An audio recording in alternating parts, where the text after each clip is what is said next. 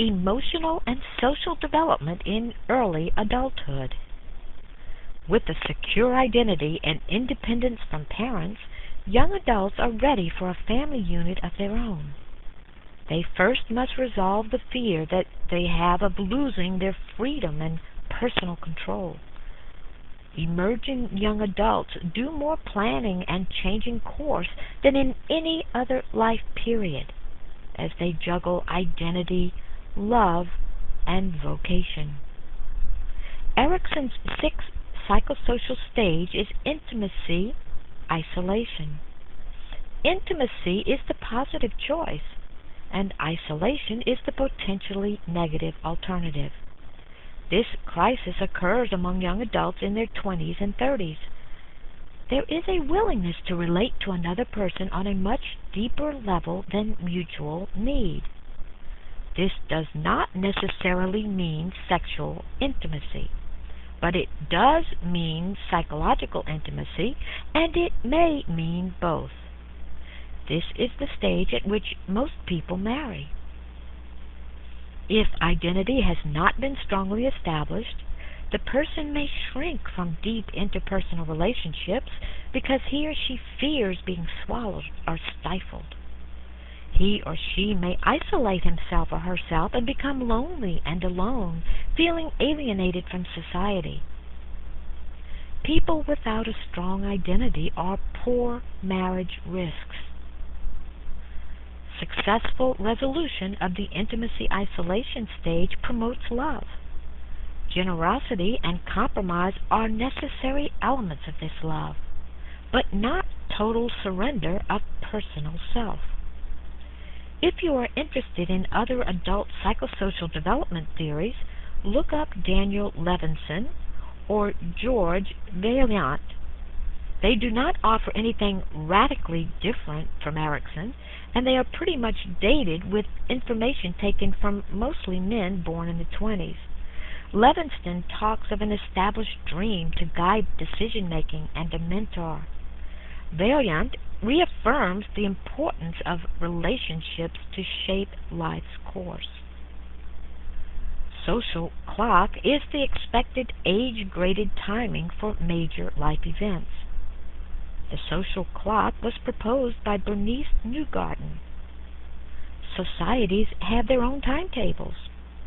Adults within the society are much distressed if they do not accomplish certain things on time, like their contemporaries, such as getting married, having a baby, buying a home.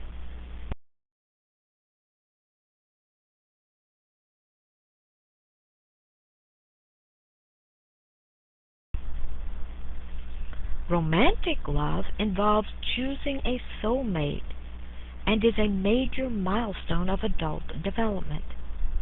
According to Robert Sternberg's triangular theory of love, there are three components of love: intimacy, passion, and commitment. Intimacy is the emotional part.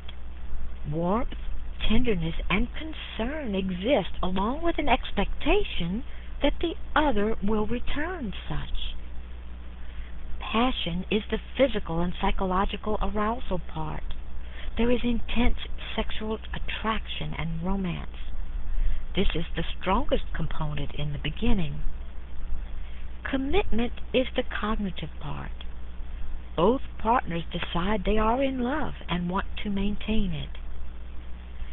Passion may be the more intense component at first, but then to last, a love relationship must have intimacy, and commitment takes center stage with what is called companionate love. This includes quiet intimacy, predictability, and shared values, along with affection, caregiving, respect, and trust. Constructive conflict resolution is a skill that contributes to long-standing relationships. Partners express thoughts and feelings, not expecting the other to guess.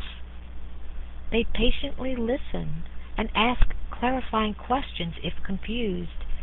They own up to mistakes and avoid using the words never and always in the heat of the moment. cursing, and name-calling are not spoken.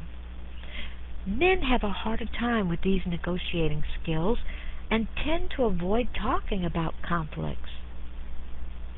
Not all cultures value this three-component love model. Collectivist cultures value practicality over passion.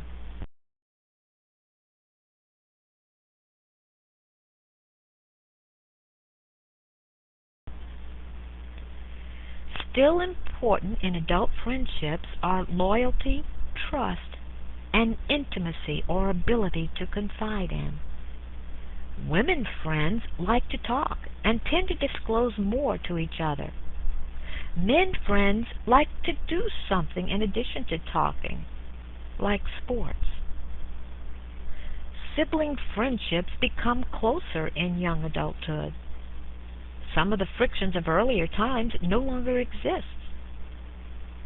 Late teenagers and emerging adults in their early 20s experience loneliness more acutely than at other life periods. They may be in between social relationships of high school and college and the social relationships of yet unmade new friends. They may be distressed at not having found a soulmate yet. This is a golden opportunity to learn more about self.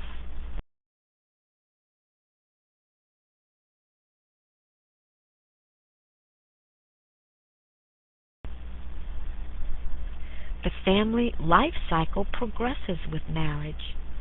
The average age of first marriage in the United States is 25 years for women and 27 years for men. Almost 90% of Americans marry at least once. Traditional marriages with clear boundaries of what is expected from the wife and from the husband are very much alive in the United States. Women do the lion's share of the housework and child care, even if they are employed outside of the home. Egalitarian marriages where the work is evenly divided and both partners have equal power and decision authority are not plentiful. Those marriages which have more chance of success share family responsibilities and have a sense of fairness. The partners have good relations with the in-laws, who also have stable marriages. Husband and wife are similar to each other in SES, religion, education, and age. They are over 23 years old, financially stable, dated at least 6 months, and waited a year to start a baby. Rather than impulsive and negative, the couple is optimistic and skilled in the negotiation and communication skills of listening and resolving conflicts constructively.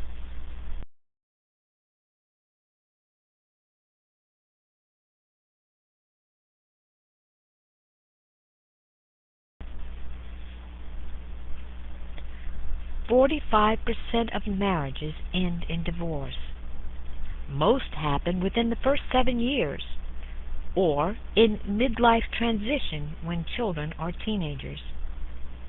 When couples do not have good problem-solving skills and do not know how to communicate effectively, they either confront and fight or withdraw and lead separate lives. Either avenue is destructive of a marriage.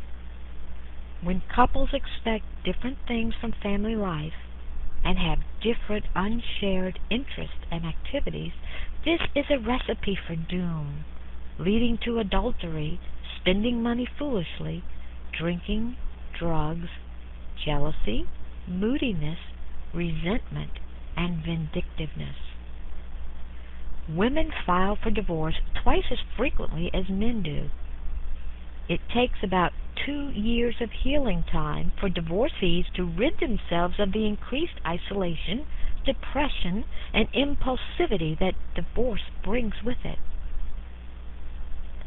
Women whose identities revolved around their husbands and their wife-mother roles have a harder adjustment period. But even though women for the most part are more challenged financially, they tend to fare better than men when it comes to adjusting to living alone. Men tend to remarry faster than women do. The average elapsed time between divorce and remarriage is 4 years. 2/3 of divorced people remarry. Second marriages are more vulnerable to divorce. It takes 3 to 5 years for a second marriage to blend the children together as an intact family unit.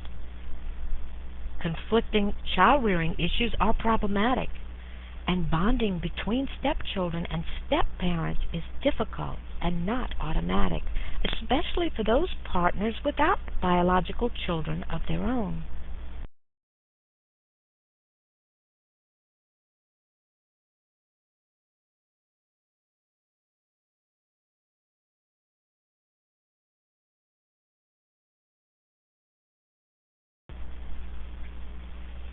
Men have a continuous path of career development from graduation to entering the job market to retirement. Women have a discontinuous path as they experience role overload and take time off for child-rearing demands. Between the ages of 18 and 34 years, men have been out of a job 11% of the time. Women have been out for 26% of the time due to having babies. In their 20s, adults change jobs every 2 years. Young adults who exhibit a strong sense of self-efficacy or confidence in own abilities are much more successful. These are the workers who do not allow anxiety and missteps weigh them down, nor do they give up in the face of setbacks. Trusted co-worker mentors are invaluable and must be chosen carefully, rarely the bosses or executives. There is inequality in pay for equal work done by women in the workforce. Men aged 25 to 34 years earn $1 for every 82 cents that women earn for the very same work. The disparity increases for older workers.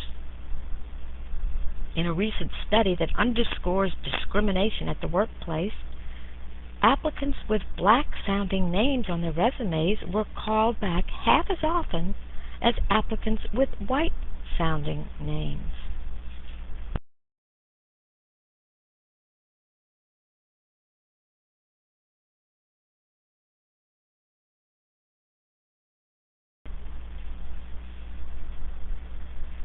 Dual-earner marriages are the most numerous kind.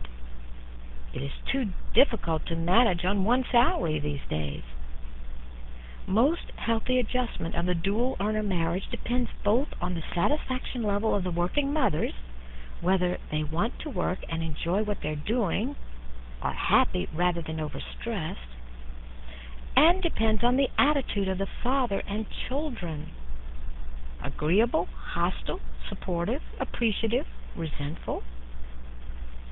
In general, two-parent families with a stay-at-home mom and two-parent families with a working outside-the-home mom have few differences.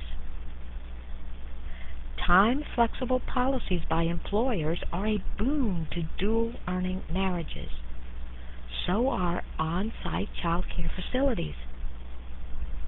Being allowed time off for a sick child, being able to take work home, and having the option of start and quit times that fit with the family schedule actually pays off for both employer and employee. The advantages are fewer absences, less tardiness, more commitment, more work productivity, less stress-related health issues, and happier marriages.